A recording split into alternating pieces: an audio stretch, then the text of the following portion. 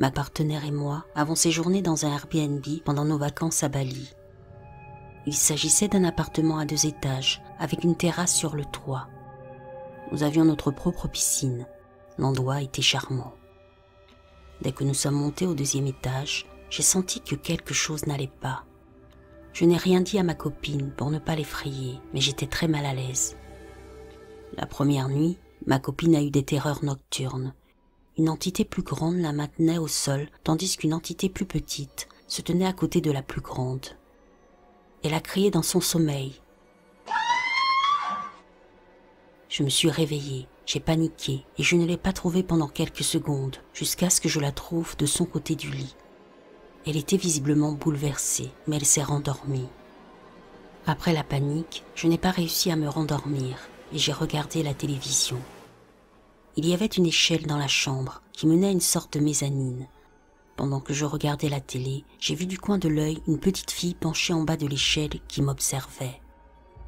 J'ai tourné la tête pour regarder, mais elle n'était plus là. Le lendemain, nous avons failli changer d'hôtel parce que nous étions tous les deux effrayés.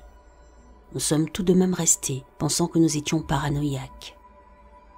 Cette nuit-là, ma petite amie dormait et je me suis levée pour prendre quelque chose à côté de la télévision dans notre chambre. En marchant, j'ai failli avoir une crise cardiaque et je me suis mise en mode combat parce qu'au bout du couloir qui menait à la chambre, j'ai vu une femme en robe blanche et aux longs cheveux noirs qui se tenait là et me regardait. J'ai sursauté et j'étais prêt à me battre, mais lorsque je me suis retournée, elle avait disparu. C'est la dernière nuit que nous avons passée là-bas. Le lendemain, notre chauffeur balinais est venu nous chercher et nous lui avons fait visiter la maison, mais il était un peu bizarre. Nous lui avons raconté notre histoire et il nous a dit qu'il avait eu la même sensation lorsqu'il était monté au 2e étage. Il nous a dit aussi qu'il avait remarqué qu'il n'y avait pas de temple ou d'offrande que les balinais ont l'habitude d'offrir aux esprits. Nous en avons parlé à l'hôte, qui a été très gentille et nous a dit qu'elle était étrangère et qu'elle travaillerait avec les locaux pour mettre en place les offrandes coutumières et le temple. Je ne crois pas beaucoup à ce genre de choses, mais j'ai pensé partager mon expérience, car c'est l'expérience la plus effrayante de ma vie. Je n'avais jamais ressenti une telle énergie en entrant dans un lieu auparavant, et cela m'effraie encore.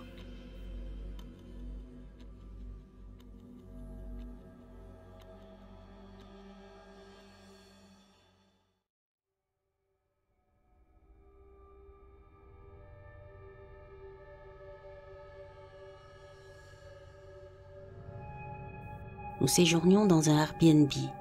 C'était à Nogan, une maison traditionnelle Navajo, près de Monument Valley. Il y a plusieurs chiens calmes et très amicaux qui se promenaient. Mes amis et moi-même, dont l'un a une peur bleue des chiens, n'avons eu aucun problème à les côtoyer ou à les caresser. Nous avions une vue magnifique depuis notre porte. Et il faisait froid, mais c'était confortable. Cette nuit-là, j'ai eu besoin d'aller aux toilettes et j'ai ouvert la porte et les chiens se sont mis à hurler comme des fous. Il y a une différence entre un chien qui aboie pour n'importe quoi, une personne qui passe par exemple, et ça, une réaction de lutte ou de fuite totale. L'un des chiens s'est approché de moi en courant, l'air inquiet, et en jetant un coup d'œil dans le désert derrière le Hogan. Sa fourrure s'est hérissée et il a soudain pris l'allure d'un loup.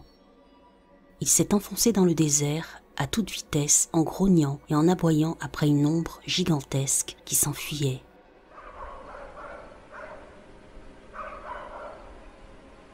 Il n'y a pas beaucoup d'animaux énormes dans la région. Quelques cerfs et chevaux, peut-être du bétail, mais celui-ci était plus gros. Je ne suis pas restée assez longtemps pour vérifier ce que c'était. Le lendemain matin, j'ai trouvé des empreintes fraîches de loup ou de lion de montagne et des empreintes de sabots, probablement celles d'un cheval, à l'extérieur du Hogan, les empreintes des chiens étant plus petites. Celui qui nous louait la maison nous a dit que nous avions peut-être vu un skinwalker. J'aimerais croire qu'il s'agissait d'un cheval. Il faisait nuit de toute façon. Les guides que nous avons rencontrés plus tard ont dit la même chose et s'en sont tenus là. Plus tard dans la journée, une amie est tombée soudainement malade lors d'une visite d'un autre Hogan et a failli s'évanouir. Cela ne lui était jamais arrivé auparavant. le guide a dit qu'elle avait probablement de mauvais esprits attachés à elle. Elle s'est rapidement rétablie après être sortie. C'est tout. Dans l'ensemble, c'était un voyage vraiment merveilleux. J'y retournerais si je pouvais.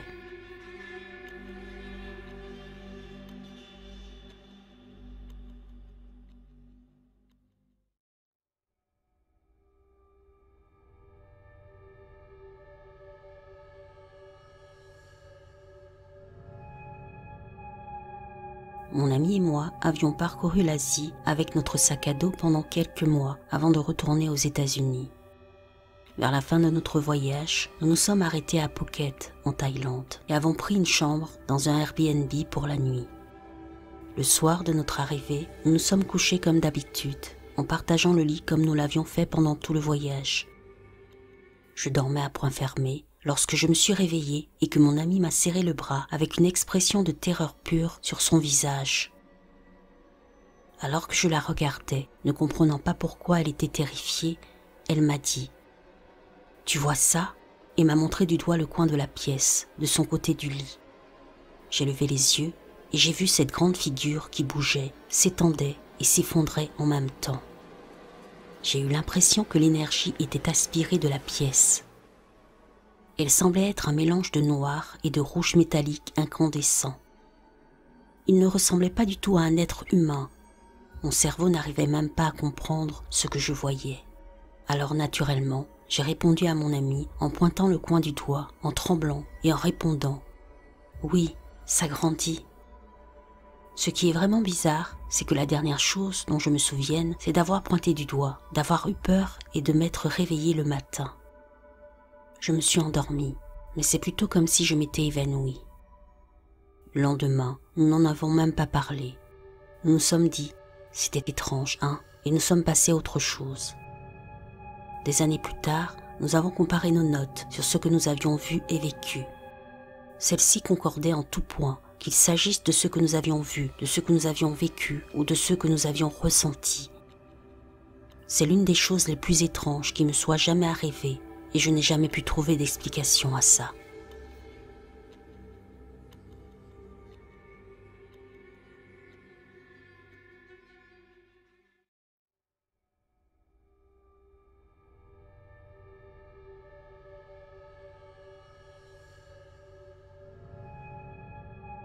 Depuis que les restrictions liées à la pandémie ont été levées un peu plus tôt cette année, je vis dans une valise. Heureusement, mon travail peut être effectué à distance. Il me suffit donc de m'adapter au décalage horaire des endroits où je me rends. J'ai visité Santorin la semaine dernière parce que je pensais qu'étant donné que nous étions en décembre, passer mes vacances sur l'île ne coûterait pas cher. Cette hypothèse s'est avérée exacte, bien que ce soit principalement dû aux fortes précipitations de la région pendant les mois d'hiver. Heureusement, j'ai pu profiter de quelques jours de soleil au cours de la semaine.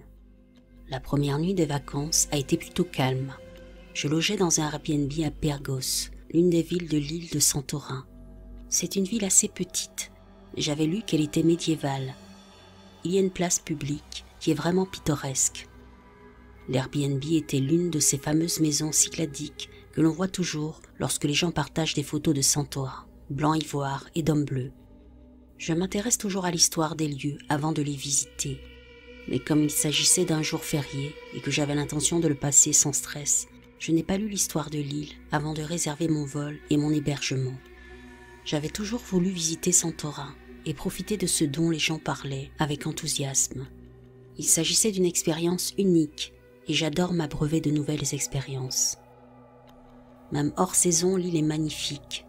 Il y a des choses moins touristiques à faire, bien sûr, mais je préfère la beauté naturelle à celle qui est architecturée spécifiquement pour le plaisir humain. La beauté naturelle de Santorin était parfaite. Quoi qu'il en soit, le deuxième soir et après une journée passée à louer une voiture et à faire le tour de l'île, juste pour construire une carte mentale de la direction à prendre pour les différentes villes, j'étais épuisée et je me suis couchée. Nous sommes mardi soir, vers 20h. Le décalage horaire commence à se faire sentir. Je me suis couchée vers 20h30, avec l'intention de me lever tôt pour explorer davantage, admirer de jolis paysages et peut-être déjeuner dans cet endroit sympathique que j'avais visité à Fira, une autre ville de l'île. Vers 1h du matin, Je me suis réveillée très brusquement et j'ai eu l'impression de ne plus pouvoir respirer. J'ai de l'asthme, alors je garde toujours mon inhalateur à portée de main du lit, juste au cas où. Mais je n'arrivais pas à bouger mon corps.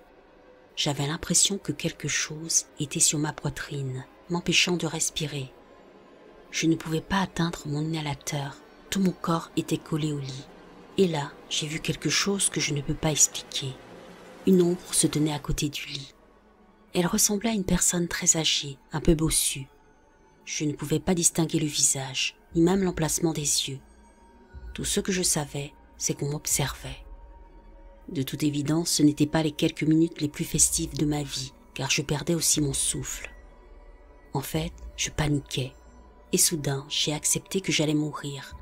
Je ne sais pas pourquoi, je l'ai simplement accepté. Puis j'ai pris une bouffée d'air, très tardive, et j'ai enfin pu bouger à nouveau mon corps. Quand j'ai réussi à prendre une bouffée de mon inhalateur, parce que je me sentais encore respirer de façon irrégulière. Croyez-moi, quand on a de l'asthme, on sait quand quelque chose va bien et quand quelque chose ne va pas bien. J'ai allumé la lumière dans la pièce et il n'y avait rien. J'étais épuisée, alors j'ai décidé de me rendormir. Je ne voulais pas penser à quoi que ce soit. Le décalage horaire est une vraie plaie. J'ai suivi une thérapie le lendemain. Ma thérapeute et moi faisons des appels Zoom, ce qui est très bien car je peux lui parler de n'importe quel endroit où je me rends. Après l'incident, et pendant toute la journée, je me suis sentie vidée et extrêmement déprimée, plus déprimée que je ne l'avais jamais été dans ma vie. J'ai vu quelques beaux paysages, mais la plupart du temps, j'avais l'impression que je pouvais conduire la petite voiture de location du haut d'une falaise et que personne ne s'en soucierait. Et au moment de ma séance de thérapie, j'ai raconté à ma thérapeute ce qui s'était passé. Elle m'a dit qu'elle avait l'impression que quelque chose m'avait rendu visite. Puis elle m'a raconté qu'elle traitait un patient qui avait acheté un terrain avec sa femme. Il s'est avéré que ce terrain était l'endroit où l'on tuait les esclaves, et elle m'a décrit la même expérience que celle que je venais de lui décrire. Les détails étaient exactement les mêmes. Évidemment, cela m'a fait très peur.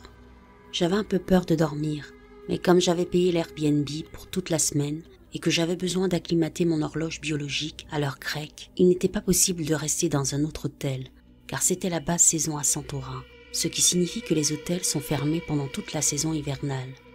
Il y avait bien quelques hôtels ouverts, mais mon travail ne me rapporte pas un salaire à 6 chiffres, et ces options étaient plus chères que l'endroit où je logeais.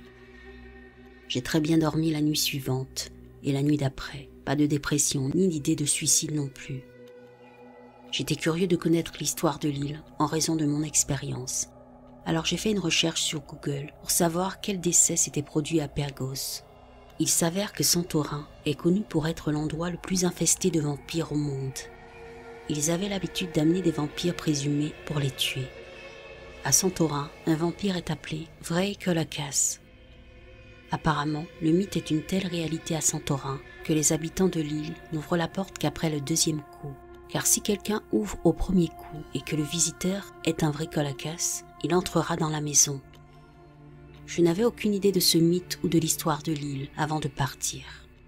Je voulais passer des vacances agréables, loin, très loin de l'agitation de la ville où je vis. Je ne voulais pas me demander qui était mort sur mon lieu de vacances et pourquoi.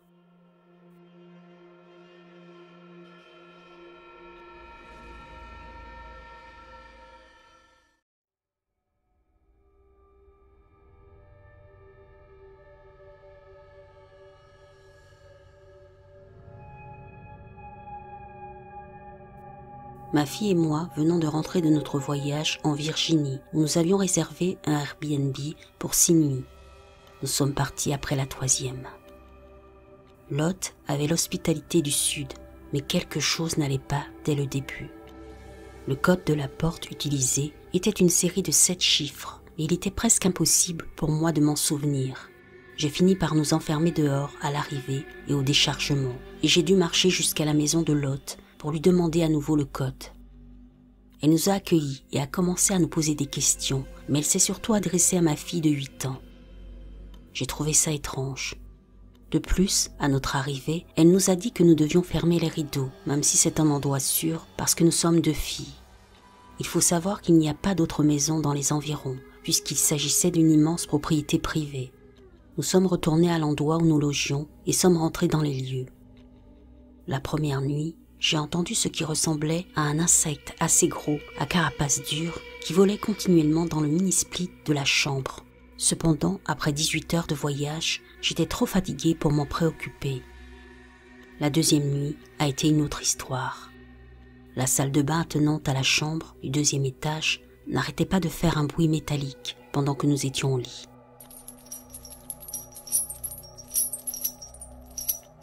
Heureusement, ma fille s'est endormie. Cependant, je n'arrêtais pas de ressentir de l'anxiété. J'étais déstabilisée. Pendant les 2 jours où nous faisions des allées-venues, un ventilateur que j'avais laissé allumé était éteint à chaque retour. Dans la salle de bain, il y avait un petit miroir extensible, le seul miroir, que l'on pouvait également incliner vers le haut et vers le bas. Le miroir était toujours incliné vers le bas, à la hauteur d'un enfant. J'ai supposé qu'il s'agissait de ma fille, jusqu'à ce que je l'incline à nouveau le dernier jour. Je suis descendue là où ma fille faisait du coloriage, et je suis remontée pour constater que le miroir était à nouveau incliné. Enfin, la 3e nuit a été la goutte d'eau qui a fait déborder le vase. Après avoir eu l'impression les jours précédents d'être constamment observée, ma fille est allée prendre une douche et m'a dit « Je ferme les portes de la salle de bain pour que les lucioles ne puissent pas m'observer. » Ma fille est très extravertie et attachée à moi. Elle ne veut jamais que la porte de la salle de bain soit fermée lorsqu'elle prend sa douche. Cela m'a fait comprendre qu'elle aussi ressentait quelque chose, mais qu'elle n'avait pas les mots pour l'expliquer. Nous sommes finalement allés nous coucher et elle s'est endormie rapidement. Cependant, une fois de plus, je n'arrivais pas à dormir à cause de l'anxiété et j'ai commencé à avoir des crises de panique, ce qui n'est pas mon habitude. C'est alors que les bruits ont commencé, mais en pire que les 2 nuits précédentes. Le bruit métallique dans la salle de bain s'est amplifié et s'est accéléré.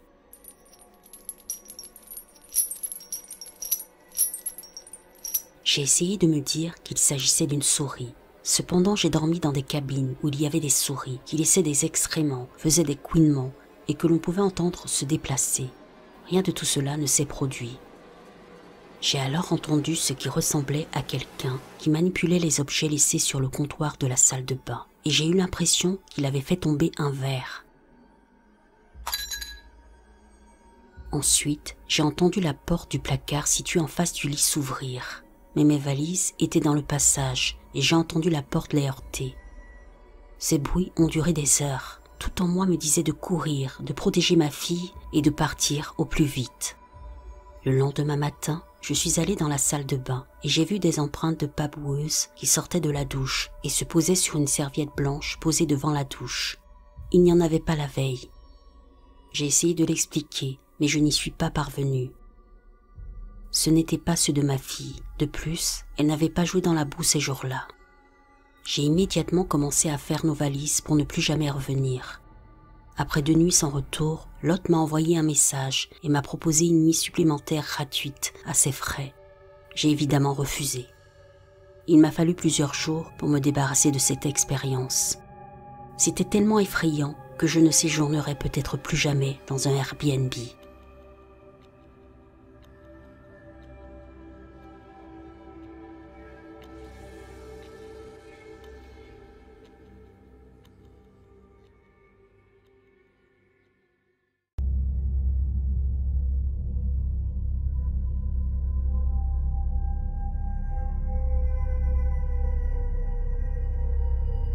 Cette histoire est arrivée à ma tante. Dans les années 80, elle avait une 20aine d'années. Ça s'est passé avant qu'elle n'épouse mon oncle et à l'époque où elle faisait de longs allers-retours entre ses parents et mes oncles pour leur rendre visite. C'était une période de transition pour eux. Il venait d'obtenir son diplôme et elle n'avait pas encore déménagé pour le rejoindre. Elle avait un long trajet à faire à travers plusieurs États et ça lui prenait des heures. Cette autoroute désolée comportait des tronçons de route de plusieurs centaines de kilomètres où l'on ne voyait souvent pas d'autres conducteurs et encore moins de stations-service. Ma tante est donc partie pour l'un de ses voyages. Après quelques heures à conduire, elle a remarqué qu'un véhicule sombre la rattrapait lentement. Elle n'en s'en est pas plus souciée que ça jusqu'à ce que celui-ci se rapproche de manière agressive.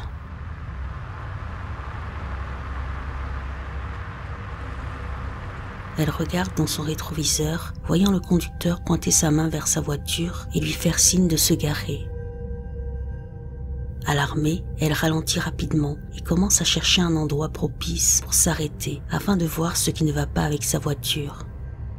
Dès qu'elle commence à se garer, brusquement, elle a un mauvais pressentiment. Une petite voix dans sa tête lui dit de ne pas le faire. Puis une décharge d'adrénaline traverse son corps lorsqu'elle appuie sur l'accélérateur et s'engage sur la route. Mais le véhicule sombre continue à la suivre de près. La peur et la confusion s'installent. Ma tante commence à se demander ce qui se passe. Pourquoi le conducteur lui fait signe de se garer? Y a-t-il un problème avec sa voiture? Mais elle continue tout de même à avancer. Alors que sa détermination vacille et qu'elle commence à se demander si elle a eu raison de ne pas s'arrêter, le véhicule sombre prend de la vitesse. Il s'engage sur la voie de circulation en sens inverse et arrive à hauteur de la voiture de ma tante. Le conducteur sourit, pointe du doigt en prononçant les mots « Garez-vous à ma tante ». Elle dit qu'à la seconde où elle le regarda dans les yeux, elle sentit le mal à l'état pur. Elle décrivit l'homme comme effrayant et gras et a remarqué qu'il lui manquait quelques dents dans son sourire qu'elle n'oubliera jamais. Cela lui donna des frissons. L'idée de se garer se dissipa rapidement et elle appuya sur l'accélérateur pour essayer de le semer, mais il continua à la poursuivre. Ma tante était au bord des larmes alors que ce sale type continuait à la terroriser, seule au milieu de nulle part. Finalement, après ce qui lui a semblé être une éternité, elle aperçoit 2 semi-remorques au loin. Elle se dit que si elle peut s'approcher ou même passer entre ces camions, elle sera peut-être en sécurité. Le conducteur continue à allumer ses feux, à klaxonner et à essayer de percuter sa voiture jusqu'à ce qu'elle se rapproche suffisamment des camions. Alors qu'elle se retrouve entre les deux, elle voit le véhicule sombre ralentir considérablement, puis disparaître de son champ de vision. Elle est restée près des camions pendant un long moment, jusqu'à ce qu'elle se sente suffisamment en sécurité pour s'arrêter à une station-service et pleurer. Quelques années plus tard, ma tante se marie avec mon oncle, qui travaille dans un cabinet d'avocats en tant que procureur pénal à Las Vegas. Elle est mère à plein temps de plusieurs enfants. Depuis que je la connais, elle a toujours été passionnée par les histoires criminelles. Des émissions comme Dateline et les mystères non résolus passaient toujours chez eux. Ce jour-là n'était pas différent. Elle pliait le linge dans la cuisine tout en écoutant la télévision dans l'autre pièce. L'émission parlait d'un homme interrogé dans le couloir de la mort. Tandis qu'elle plie une autre paire de chaussettes, elle entend l'homme décrire l'une de ses tactiques pour se procurer des victimes. Selon lui, il attendait sur le bord de la route. Une voiture passait avec une famille et il attendait. Une autre voiture avec un conducteur masculin et il attendait. Mais de temps en temps, une voiture passait avec une jolie femme conduisant seule. L'homme dit « Je me rangeais derrière et je les suivais. J'allumais mes feux, je klaxonnais et je leur faisais signe de se garer. » Ma tante paralysée continue d'écouter. Lorsqu'elles finissaient par se garer, je leur disais d'ouvrir le capot. Elles le faisaient et je tirais sur quelques fils. La voiture ne démarrait pas. Je leur disais « Pas de problème, mon ami a un garage dans la ville voisine. Je peux vous emmener, il vous fera un bon prix. » Puis il affirma qu'après, il n'hésitait pas à les agresser, à les tuer et les enterrer n'importe où dans le désert. Quand on lui a demandé combien de fois il avait fait ça, il a répondu « Ils ne trouveront jamais tous les corps, je ne peux même pas compter. » Et combien se sont enfuis? 2 ou 3. Ma tante est restée seule à regarder le même sourire édenté qu'elle avait vu sur cette autoroute ce jour-là. C'était Henry Lee Lucas.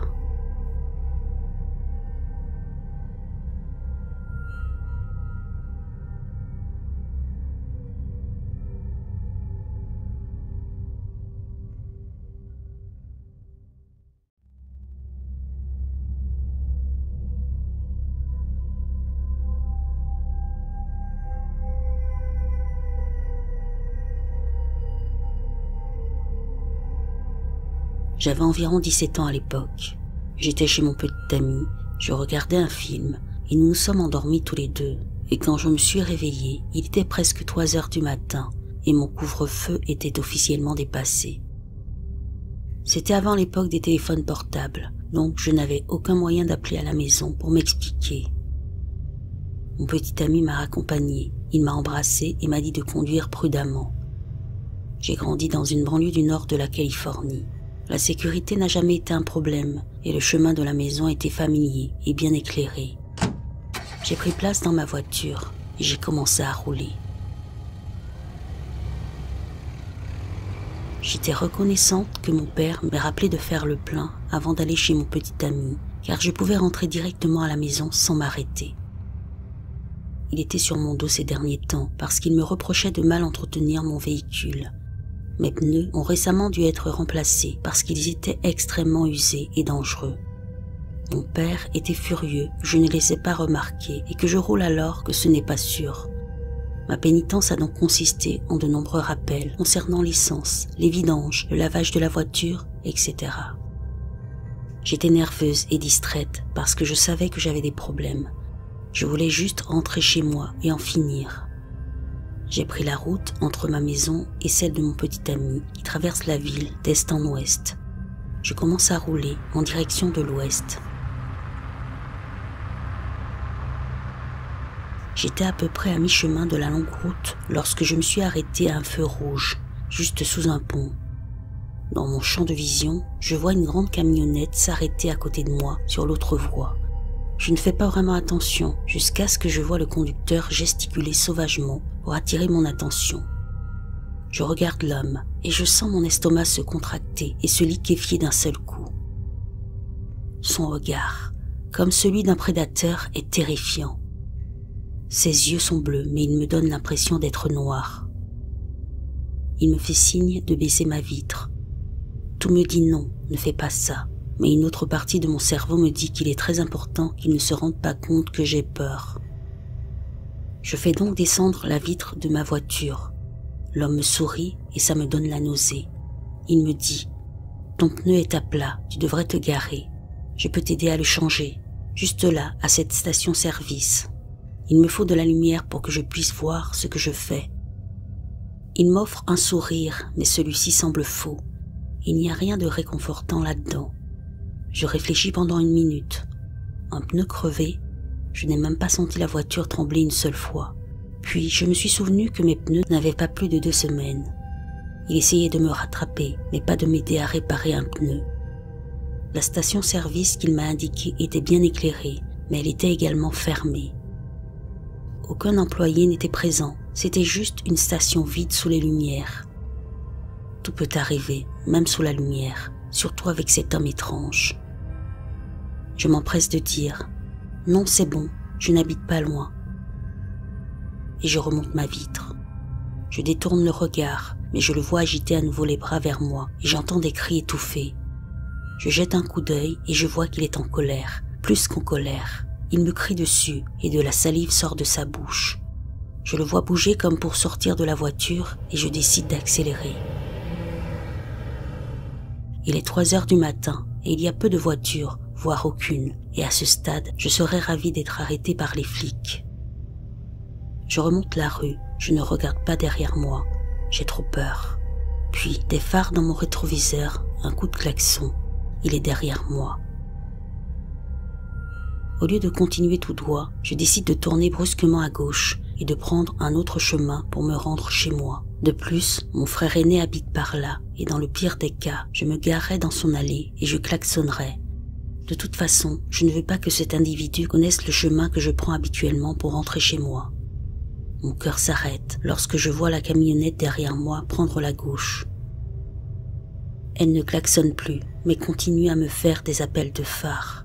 Je suis au bord de l'hystérie quand j'aperçois la maison de mon frère. Je m'arrête devant son entrée et je commence à klaxonner. Au diable les voisins. La camionnette se gare derrière moi et s'arrête momentanément jusqu'à ce que les lumières de la fenêtre du salon de mon frère s'allument. Ensuite, la camionnette remonte la rue, passe sous le dernier lampadaire visible et disparaît dans l'obscurité. Je regarde fixement l'endroit sombre où celle-ci a disparu jusqu'à ce que je me rende compte que mon frère me secoue. Il est venu et a ouvert ma porte pour voir si j'allais bien. Il me criait dessus, me demandant ce qui s'était passé. J'ai commencé à pleurer. Je n'arrivais pas à parler. Il m'a emmené à l'intérieur pour appeler mes parents. Quand mes parents sont arrivés, je leur ai raconté ce qui s'était passé. J'étais en train de rentrer chez moi et un homme a essayé de me faire m'arrêter parce qu'il disait que j'avais un pneu crevé. J'ai eu peur, j'ai remonté la rue et il m'a poursuivi. Qu'ont dit mes parents? Eh bien, ils étaient en colère et effrayés, furieux que je me sois endormie et que j'ai pris la route à 3 heures du matin, mais soulagés que j'aille bien. Malgré tout, j'étais punie. Ma mère n'a jamais hésité à me dire à quel point le monde est dangereux pour les femmes et les jeunes filles. Elle m'a donc appris toute ma vie à être intelligente et consciente. Elle m'a expliqué que même si quelqu'un a l'air gentil et normal, il ne faut jamais lui faire confiance. Ce qui explique en partie comment j'ai pu avoir les idées assez claires pour prendre l'autre chemin vers la maison de mon frère. Honnêtement, c'est mon grand frère. Je me souviens avoir pensé que si j'allais chez lui, je serais en sécurité. Il y a longtemps que j'ai quitté ma ville natale, mais je pense encore à cette nuit-là. J'espère ne plus jamais revoir un être comme lui.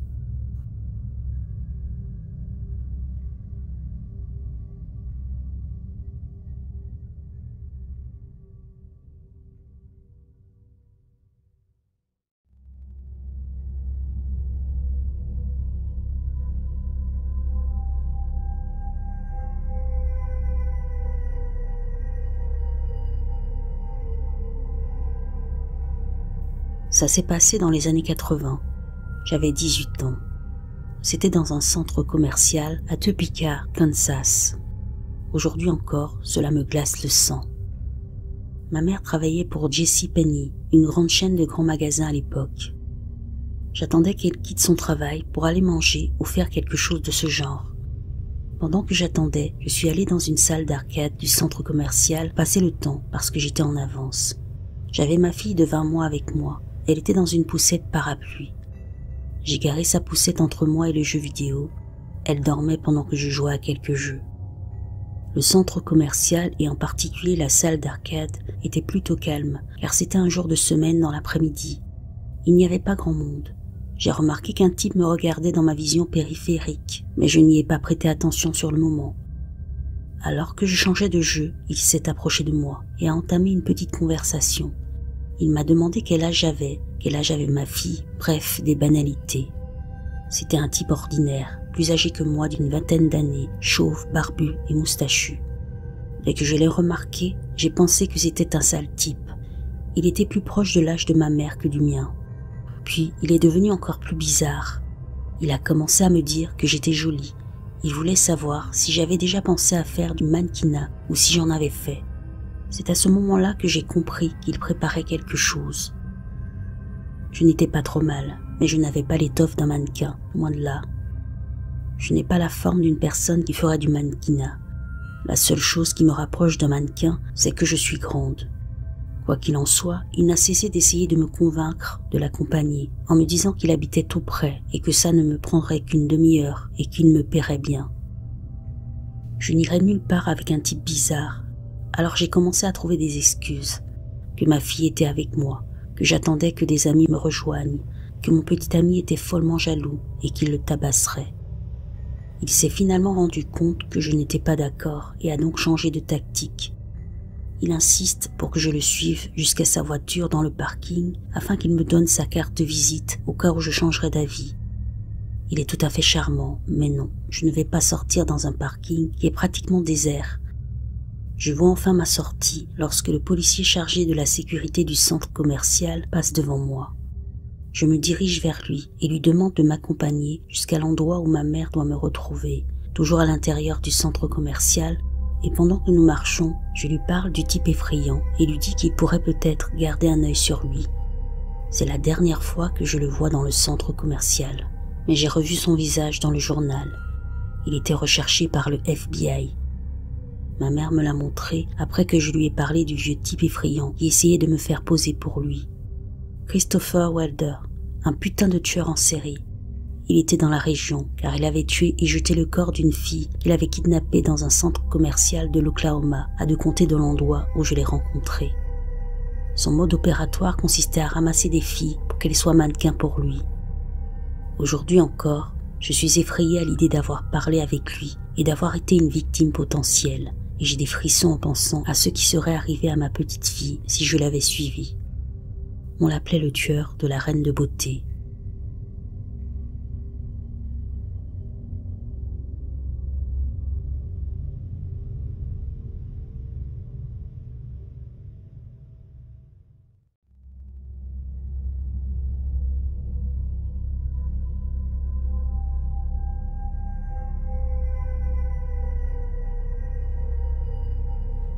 Il m'est arrivé quelque chose d'étrange il y a quelque temps, et j'ai encore la chair de poule en y repensant. J'attendais le bus un soir après une longue journée de travail. Il faisait sombre, et les lampadaires clignotaient, ce qui donnait l'impression que tout était bizarre. Alors que je regardais les messages sur mon téléphone, j'ai remarqué un type de l'autre côté de la rue, à l'arrêt de bus. Il avait l'air louche, des vêtements usés et un regard intense qui me mettait mal à l'aise. J'ai essayé de l'ignorer, me disant que j'étais juste paranoïaque. Quelques minutes passent et je relève les yeux. Le type est toujours là, mais maintenant il me regarde droit dans les yeux. Je sens un frisson me parcourir le dos. Je me dis qu'il attend peut-être quelqu'un, alors j'essaie de me calmer. Puis mon bus arrive enfin, je monte dedans et je trouve un siège près de la fenêtre. Alors que nous commençons à rouler, je regarde derrière moi et il est là, toujours en train de me regarder. Mon estomac se noue. Le trajet en bus me paraît bien trop long. Je n'arrête pas de regarder par la fenêtre, m'attendant presque à le voir nous suivre. Quand je descends finalement à mon arrêt, je me précipite vers mon appartement, essayant de me débarrasser de cette sensation étrange. Mais la nuit suivante, je dois attendre le bus à nouveau. Et devinez quoi? Le même type est là. Il est encore plus près cette fois, et je suis paniquée. J'ai hâte que mon bus arrive. Quand le bus arrive, je saute dedans et je m'installe toujours nerveuse. Je regarde sans cesse en arrière. Je ne peux pas m'en empêcher. Finalement, je descends à mon arrêt et je me précipite chez moi. J'avais décidé d'éviter cet arrêt de bus pendant un certain temps, mais quelques nuits plus tard, je me suis dit « C'est probablement dans ma tête » et je suis repartie. Devinez qui était là? Oui, le même type. Cette fois, il avait ce sourire effrayant sur le visage. Je remonte dans le bus, le cœur battant. Je suis sûre qu'il me poursuit. Je sens son regard sur moi tout le long du trajet. Quand je descends finalement, je cours jusqu'à chez moi, verrouillant la porte derrière moi. Cette nuit-là, j'ai à peine dormi, sursautant au moindre bruit. Les jours ont passé et j'ai finalement décidé de changer mes habitudes. J'ai pris une autre ligne de bus et j'ai fait tout mon possible pour éviter ce type. Mais un soir, je suis montée dans un bus et il était là, assis juste en face de moi. J'étais figée. Il m'a regardé fixement, puis s'est penché plus près de moi en murmurant « Je t'attendais ». Mon cœur s'arrête. Je descends à l'arrêt suivant et je n'arrête pas de courir jusqu'à ce que je rentre chez moi.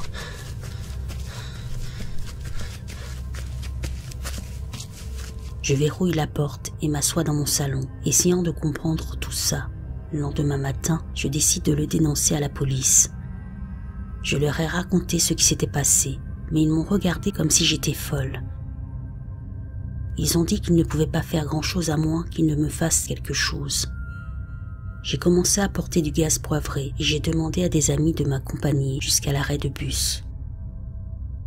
Un soir, j'étais sortie avec des amis et j'avais complètement oublié ce type. Nous rions et nous nous amusions beaucoup. Mais alors que je rentrais chez moi, je suis passée devant cet ancien arrêt et j'ai senti mon cœur se serrer. Devinez qui était là? Il ne me regardait pas simplement cette fois-ci, il était juste devant l'arrêt de bus. Je n'arrivais pas à y croire. Je me suis retournée pour m'éloigner, et il a crié « Tu ne peux pas me fuir éternellement ?» J'ai couru jusqu'à chez moi comme si j'étais poursuivie. C'en était fini. Je ne suis jamais retournée à cet arrêt de bus. J'ai trouvé un nouvel emploi plus près de chez moi. J'ai commencé à prendre des Uber et j'ai fait tout ce que j'ai pu pour éviter cette partie de la ville. Cela fait des années et je pense encore à ce type. Est-ce qu'il voulait me faire peur? Était-ce juste un pervers? Ou y avait-il quelque chose de plus chez lui? Honnêtement, je suis juste contente de ne l'avoir jamais découvert.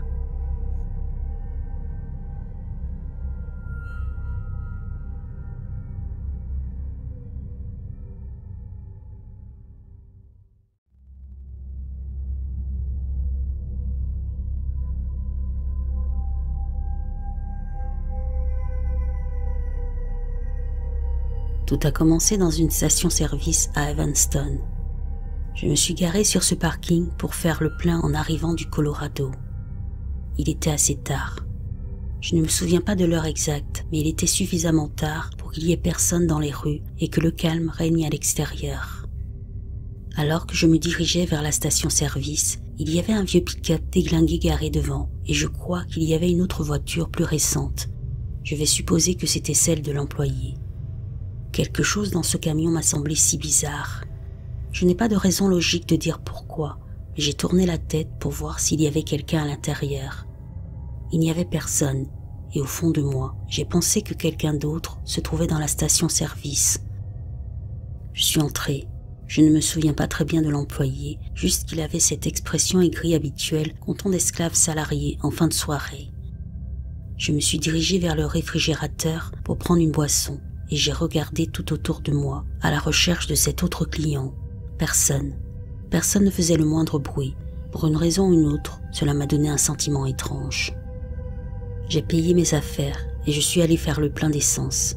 J'ai décidé que j'avais un peu faim aussi, mais je n'avais pas vraiment envie de m'aventurer à nouveau dans cette station. De l'autre côté du terrain, il y avait une autre station-service qui avait et qui a toujours, je crois, un taco time à l'intérieur. Après avoir fini de faire le plein, j'ai fait un détour par là. Encore des visages aigris. J'ai commandé 2 burritos aux haricots croustillants qui ont dû rester là toute la journée. Je suis revenu et je suis monté dans la voiture. Le camion était toujours là. Il n'y avait toujours personne d'autre en vue. Mais qu'importe. J'ai pris la route et comme je me sentais un peu mal, j'ai accéléré un peu plus, juste pour mettre une bonne distance entre moi et Evanston.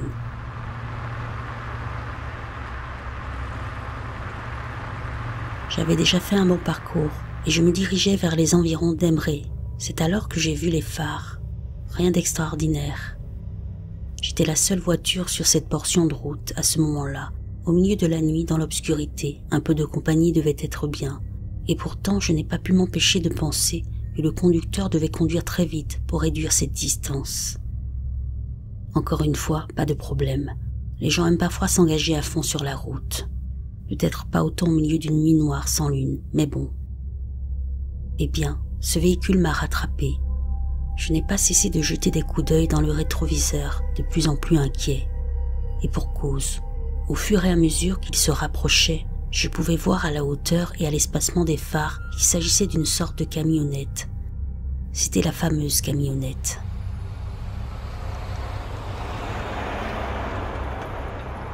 Une fois que ce véhicule m'a rattrapé, il a commencé à se rapprocher plus lentement.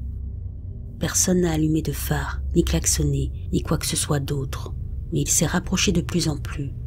J'étais déjà sur la voie de droite et il aurait pu me dépasser s'il l'avait voulu. Il ne l'a pas fait. J'ai donc décidé de lui céder la route s'il le souhaitait. J'ai changé de voie et j'ai ralenti pour laisser passer la camionnette. J'ai décidé que j'allais bien voir qui se trouvait dans ce tas de rouille pendant qu'il passait. La camionnette m'a au contraire emboîté le pas et est restée sur la voie de droite. Lorsque je ralentissais, il ralentissait aussi, en veillant à rester dans mon angle mort. Lorsque j'accélérais, il accélérait en conservant la même position. Je ne pouvais pas distinguer les visages, mais j'ai vu la silhouette d'au moins 2 personnes. Ensuite, c'est devenu vraiment terrifiant quand j'ai pu faiblement distinguer que la silhouette du passager se penchait par la fenêtre. Et qu'est-ce que je vois à peine ? Quelque chose de fin et de long dans sa main. Incroyable. À ce moment-là, je n'ai pas pu m'empêcher de penser à quel point tout ça était cliché. À ce moment-là, je crois que j'ai dit quelque chose du genre « C'est quoi ce film de série B ?» C'est alors que j'ai entendu et senti un coup de feu ricocher sur la route et rebondir sur le dessous de la voiture, faisant un bruit sourd sous mon pied. Bon sang, je crois que c'est vraiment en train de se produire. J'ai commencé à accélérer et à réfléchir à ce que je pouvais faire. Il y avait des sorties dans la zone, mais elles ne menaient à rien d'autre qu'à des endroits encore plus sombres. À ce moment-là, j'ai commencé à prendre un long virage et c'est là que j'ai vu un grand camion. J'ai accéléré pour attraper le conducteur et j'ai jeté un coup d'œil dans mon rétroviseur alors que j'approchais. Le pick-up avait déjà reculé d'une 50aine de mètres ou plus à ce moment-là, puis il a rapidement disparu derrière moi. Je me suis arrêté à côté du conducteur du camion et j'ai klaxonné, lui faisant un signe amical de la main. Il m'a juste regardé comme si j'étais un imbécile.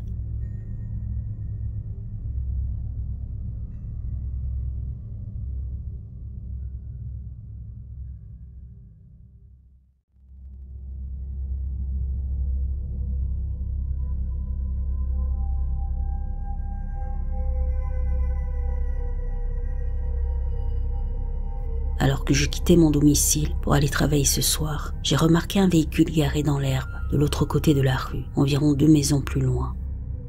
Je n'y ai pas prêté attention et je suis monté dans ma voiture. J'ai démarré et j'ai commencé à rouler. En tournant au coin de la rue, j'entends un klaxon. Puis en regardant dans mon rétroviseur, je vois ce véhicule arriver rapidement au coin de la rue. Je ne sais pas trop quoi penser.